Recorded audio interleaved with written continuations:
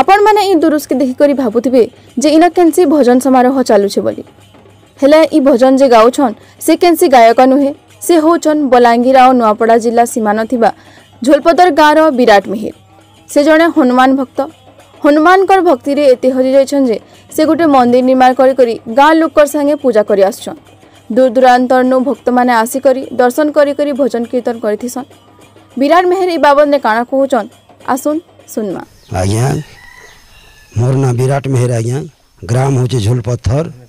आमरी मंदिर निर्माण हेबाटा होचे 2 वर्ष खंडे पहला रो स्टार्ट करा जाइछे सब ग्राम ग्राम रो भक्तवृंद माने आइसन भक्त जिन कलाकार माने भी आसी करी से माने उत्साहित करी करी इने ने के मंगलवार दिन बा शनिवार दिन सबु संक्रांति फिर निके इडा भोग राग बंशी अर्ण भोग बंशी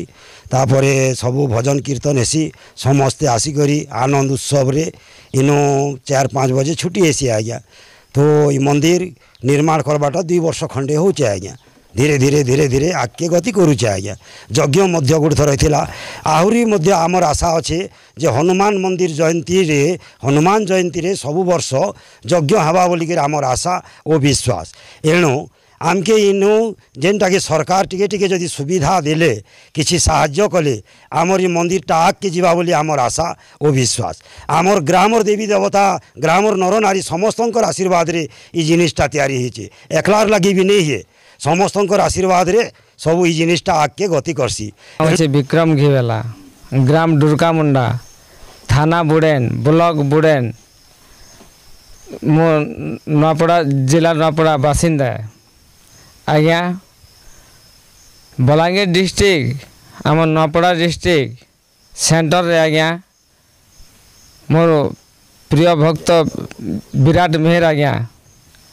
भगवान राम लक्ष्मण सीता वीर हनुमान से मन को अनुर्भावी करी लगने ताकर कंठे विराजमान करी करी इनर ग्रामर ग्रामवासी भक्तवृंद के अनेक भक्तवृंद आसी इ पाखरे रुंड ही करी इन गुणगान करी करी बहुत उत्साहित होछन आज्ञा आज्ञा इ मंदिरटा भक्त मनकर ग्रामर सहयोग रे मंदिर करी करी भक्त मने इ जगह रे आसी करी प्रवचन राम नाम संकीर्तन माध्यम रे आसिकरी संकीर्तन माध्यम रे आसिकरी न बैठक कीर्तन करी करी भगवानंकर जहाँ प्रसाद अभड़ा सिझी थी अभड़ा खाई करी भक्त माने 4 बाजले निज निज ग्राम को जाऊन सरकार इन